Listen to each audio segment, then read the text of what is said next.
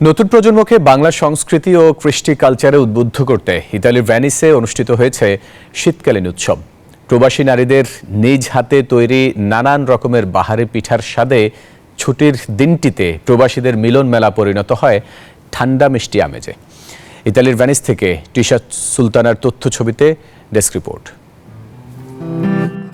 গ্রীষ্মকে বিদায় জানিয়ে শীতকে বরণ করে নিতে প্রস্তুত ইতালিয়ানরা।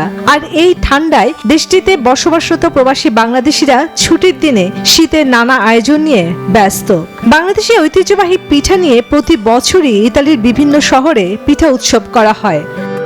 শব্দের আরেক নাম, একদম ইউনিক স্ট্রাকচারাল ডিজাইনের কসমিক ডো, থেকে 50 বছরেরও বেশি। কসমিক ডো বাহারি পিঠা নিয়ে ভেনিসের একটি হলরুমে প্রবাসী নারীদের ব্যতিক্রমী আয়োজনে নতুন প্রজন্মের কোমলমতি শিশু ও পুরুষের সমাগম অনুষ্ঠানকে পূর্ণতা দেয়। পিঠা ছাড়াও এই আয়োজনে গ্রাম বাংলার ঐতিহ্য বিভিন্ন রকমের ভর্তা ভাত ছিল সকলের পছন্দের। নাচে গানে আনন্দ উচ্ছ্বাসে মেতে ওঠেন সবাই।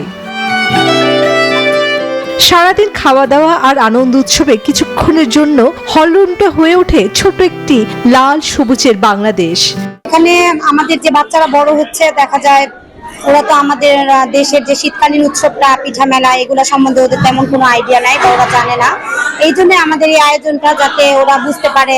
আজকে আমরা শীতকালীন একটা উৎসবের আয়োজন করেছি। শীতকালীন যত পিঠা পুলি এবং অবশ্যই আমাদের বাংলাদেশের ঐতিহ্যবাহী ভর্তা বৌয়া ভাত, এই ভর্তা বৌয়া ভাতের আয়োজন করেছি। আমরা দেশের সংস্কৃতিটাকে ধরে রাখার জন্য শীতকালীন আমরা কিভাবে খাবার দাবার, তারপর আপনার শীতকালীনটা আমরা কিভাবে উদযাপন করি বাংলাদেশে, বাচ্চাদেরটা ওইটাই শেখানোর জন্য, যে আমরা কিছুটা হলেও যেন আমরা বাচ্চাদের আমাদের দেশের সংস্কৃতিটা ধরতে পারে।